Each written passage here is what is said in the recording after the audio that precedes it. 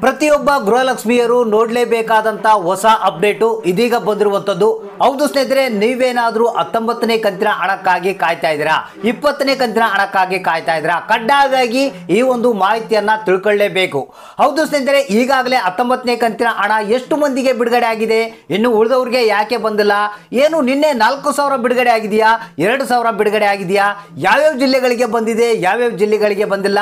ಹಾಗಾದ್ರೆ ಇವತ್ತ ಏಪ್ರಿಲ್ 15ನೇ ತಾರೀಕು ಮಂಗಳವಾರ ಇವತ್ತು ಎಷ್ಟು ಜಿಲ್ಲೆಗಳಿಗೆ ಯಾವ ಕಂತಿನ ಹಣ ಬರ್ತಾ ಇದೆ ಎಲ್ಲ ಕಂಪ್ಲೀಟ್ ಆದಂತ ಹೊಸ ಅಪ್ಡೇಟ್ ಅನ್ನ ತಿಳಿಸ್ಕೊಡ್ತಾ ಇದ್ದೀನಿ. ಹೌದು ಸ್ನೇಹಿತರೆ, ಇದೀಗ ಬಂದಿರುವಂತಹ ಒಂದು ಹೊಸ ಸುದ್ದಿ, ಇದು ಹೊಸ ಅಪ್ಡೇಟು, ಪ್ರತಿಯೊಬ್ಬರು ನೋಡಲೇಬೇಕು.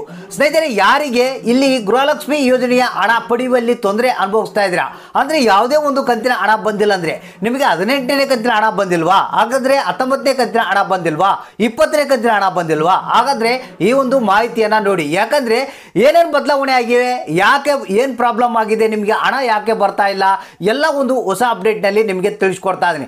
ಇಮಿಡಿಯೇಟ್ಲಿ ಆಗಿ ನಿಮ್ಗೆ ಏನಾದರೂ ಹಣ ಬಂದಿಲ್ಲ ಅಂದರೆ ಕೂಡಲೇ ಈ ಒಂದು ಕೆಲವೊಂದು ಕೆಲಸಗಳನ್ನು ನೀವು ಮಾಡಿಕೊಳ್ಳಬೇಕಾಗುತ್ತೆ.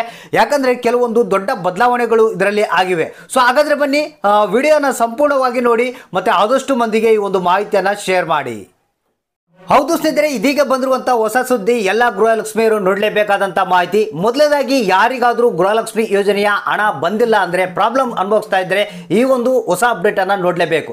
ಸ್ನೇಹಿತರೆ, ಮೊದಲನೇದಾಗಿ 18ನೇ ಕಂತಿನ ಹಣ ಮತ್ತು 19ನೇ ಕಂತಿನ ಹಣ ನಿಮಗೆ ಬಂದಿಲ್ಲ ಅಂದರೆ ಈ ಎರಡು ಕೆಲಸಗಳನ್ನು ಇಮಿಡಿಯೇಟ್ಲಿಯಾಗಿ ನೀವು ಮಾಡಿಕೊಳ್ಬೇಕಂತ ಒಂದು ಮಾಹಿತಿ ಬಂದಿದೆ. ಮೊದಲೇ ಕೆಲಸ ಏನಪ್ಪ ಅಂತಂದರೆ, ನಿಮ್ಮ ಹತ್ತಿರದ ತಾಲೂಕು ಪಂಚಾಯತ್ಗಳನ್ನು ವಿಸಿಟ್ ಮಾಡಬೇಕು. ಹೌದು ಸ್ನೇಹಿತರೆ, ಯಾಕಂದರೆ ಯಾರಿಗೆ ಹಣ ಬಿಡುಗಡೆ ಆಗಬೇಕು, ಯಾರಿಗೆ ಇಲ್ಲ, ಯಾಕೆ ಬಿಡುಗಡೆ ಮಾಡಬಾರ್ದು, ಯಾಕೆ ಬಿಡುಗಡೆ ಮಾಡಬೇಕು ಅನ್ನೋದ್ರ ಬಗ್ಗೆ ಕಂಪ್ಲೀಟ್ ಆದಂಥ ಅಪ್ಡೇಟು ತಾಲೂಕು ಪಂಚಾಯತ್ಗಳಲ್ಲಿ ಸಿಗುತ್ತೆ.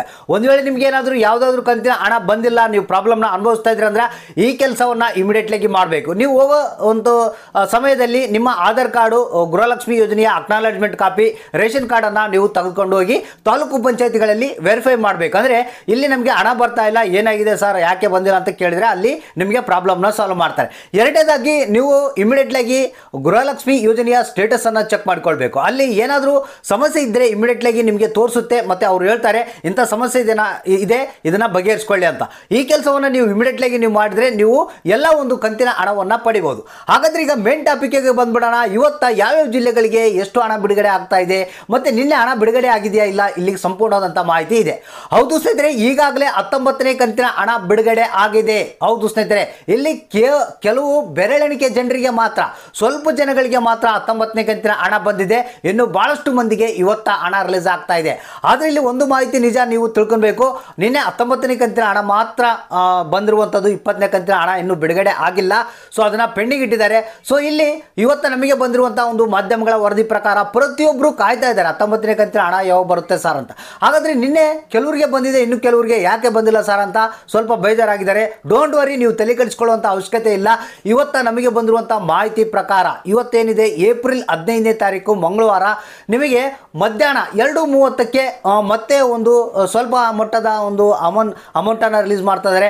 ಹೌದು ಸ್ನೇಹಿತರೆ, ಇವತ್ತು ಮಧ್ಯಾಹ್ನ 2:30ಕ್ಕೆ ನಿಮ್ಮ ಖಾತೆಗಳಿಗೆ 19ನೇ ಕಂತಿನ ಹಣ ಸ್ವಲ್ಪ ಜಿಲ್ಲೆಗಳಿಗೆ ಮತ್ತೆ ಬಿಡುಗಡೆ ಮಾಡ್ತಾ ಇದ್ದಾರೆ. ಯಾಕಂದರೆ ಹಂತವಾಗಿ ಸ್ವಲ್ಪ ಹಣವನ್ನು ಬಿಡುಗಡೆ ಮಾಡ್ತಾ ಹೋಗ್ತಾರೆ.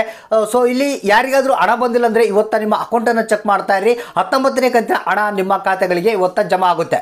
ಸೊ ಇನ್ನು 20ನೇ ಕಂತಿನ ಹಣ ಅತಿ ಶೀಘ್ರದಲ್ಲಿ ಅಂತ ಹೇಳ್ತಾ ಇದ್ದಾರೆ. ಫಂಡ್ ಟ್ರಾನ್ಸ್ಫರ್ ಆಗಿದೆ ರಾಜ್ಯ ಸರ್ಕಾರದ ಕಡೆಯಿಂದ, ಆದರೆ ಇದು DBT ಇನ್ನೂ ಪುಷ್ ಆಗಿಲ್ಲಂತೆ. ಸೊ ಅದು ಆದ ನಂತರನೇ ನಿಮಗೆ 20ನೇ ಕಂತಿನ ಹಣ ನಿಮ್ಮ ಖಾತೆಗಳಿಗೆ ನೇರವಾಗಿ ಜಮಾ ಆಗುತ್ತೆ. ಸೊ ಹಾಗಾದರೆ ಅಕೌಂಟನ್ನು ಚೆಕ್ ಮಾಡ್ತಾ ಇರಿ, ಯಾರಿಗೆ ಹಣ ಬಂತು, ಯಾರಿಗೆ ಇಲ್ಲ, ಎಷ್ಟು ಹಣ ಬಂದಿದೆ, ಇನ್ನು ಎಷ್ಟು ಹಣ ಬರಬೇಕು ಅನ್ನೋದನ್ನ ತಪ್ಪದೆ ಕಮೆಂಟ್ ಬಾಕ್ಸ್ ಮುಖಾಂತರ ತಿಳಿಸಿ.